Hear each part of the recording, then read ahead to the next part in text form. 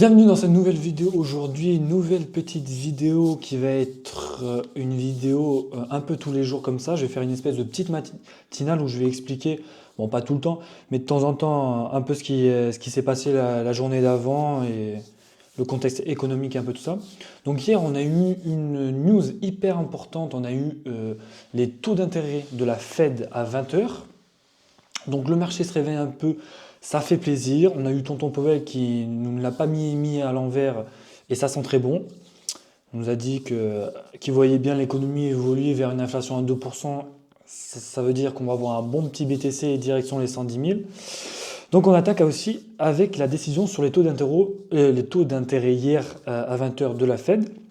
Donc pour rappeler un peu le contexte économique, euh, donc euh, ce que Powell a dit hier, donc l'activité économique continue de croître à un bon rythme, le taux de chômage reste bas et le marché du travail est solide. L'inflation est encore légèrement élevée, donc la Fed elle reste vigilante, même si il nous a dit qu'il voyait bien l'économie évoluer vers une inflation à 2%, ce qui est l'objectif de la Fed, bien sûr. Donc, comme j'ai dit, l'objectif de la Fed, c'est assurer le plein emploi et stabiliser l'inflation autour des 2% à long terme. Donc, c'est de trouver un équilibre entre le soutien à la croissance et le contrôle de l'inflation. Donc, la décision politique monétaire, elle a été claire, c'était le maintien des taux. En même temps, le marché était à 98%, enfin, savait que ça allait être euh, le même chiffre enfin, le maintien des taux, tout simplement. Donc le maintien de taux entre 4,25 et 4,5. Les taux d'intérêt sur les réserves bancaires est fixé à 4,4% dès le 30 janvier 2025.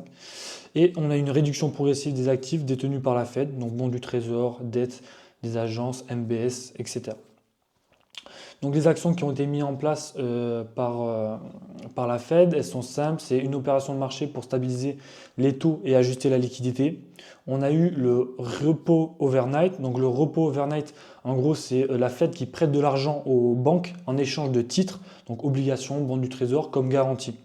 Donc ce repo overnight, il était à un taux de minimum de 4,5% et avec une limite à 500 milliards de dollars.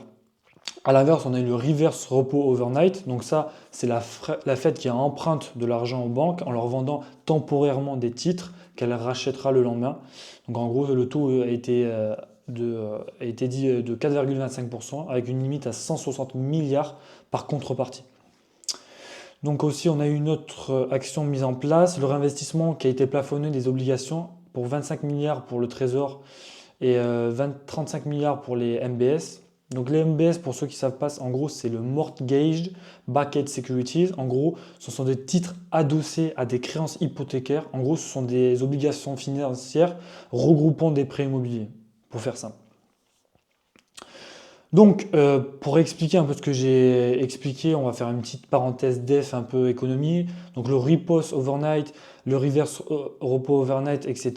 et les réinvestissements plafonnés, en gros, ça permet, par exemple, le repo overnight, ça va permettre à la Fed d'injecter des liquidités pour aider les banques à se financer en leur prêtant de l'argent avec des intérêts et en limitant bien sûr à 500 milliards. Et le reverse repo overnight, c'est la Fed qui absorbe des liquidités et pour éviter trop de cash en circulation. Donc du coup là, elle va emprunter de l'argent en banque.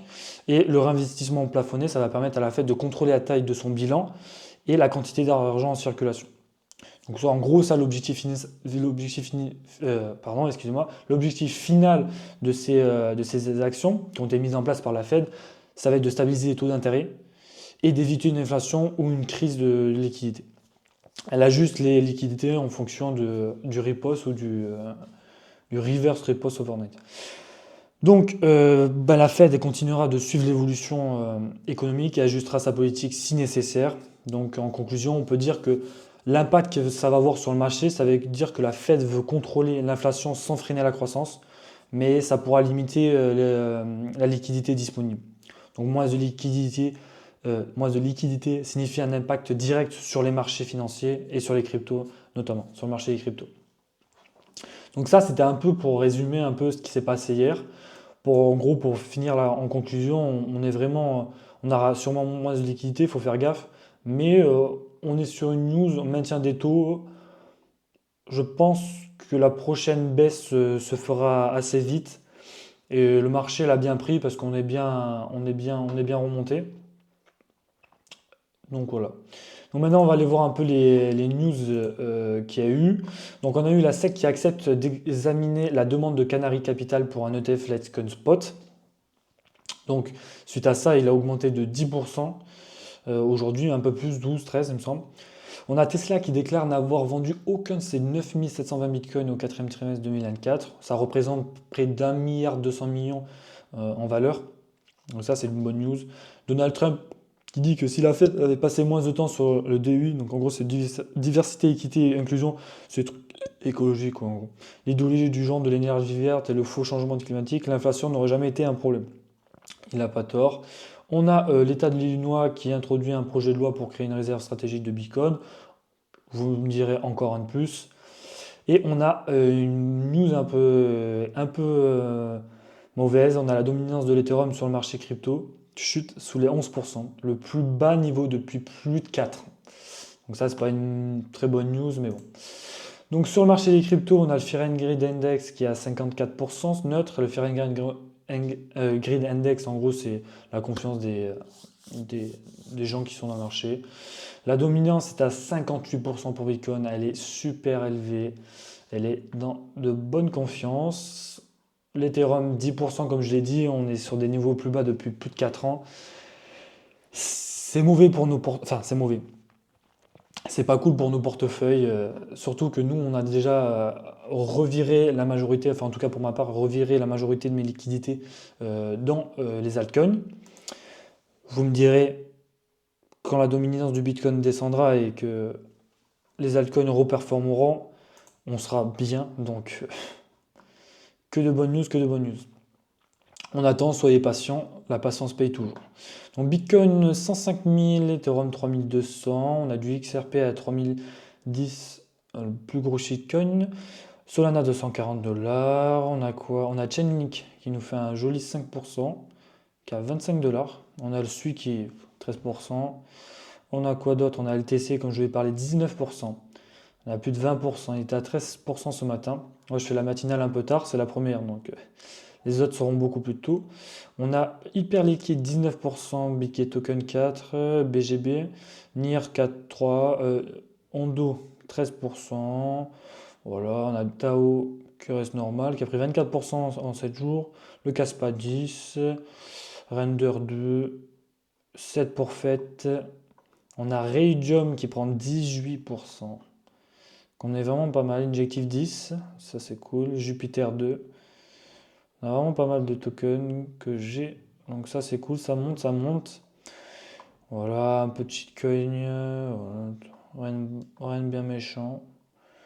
Et après, normalement, on a du JTO 9%. Ça c'est aussi bien. 20%. Bon, le marché reprend des couleurs. Rien à dire de plus. Sur ce, j'espère que vous avez kiffé la vidéo. J'en vais essayer de refaire plus de vidéos comme ça, et c'est même d'en faire tous les matins. Le plus tôt possible, j'essaierai de la poster à 10h, 10h midi. Ouais, max midi, vraiment, si je suis vraiment, si j'ai beaucoup de boulot. Comme ça, vous avez une news un peu des marchés, des nouvelles news, un peu le cours des cryptos et ce qui s'est passé par exemple avec la Fed. S'il y a des grosses news comme ça, je les expliquerai un peu plus en détail. Sur ce, n'hésitez pas à liker, à vous abonner. Et toutes les informations que j'ai données, bah, elles étaient dans mon groupe Telegram en partie. Donc, n'hésitez pas à le rejoindre si vous voulez avoir plein d'informations. Et sur ce, ciao!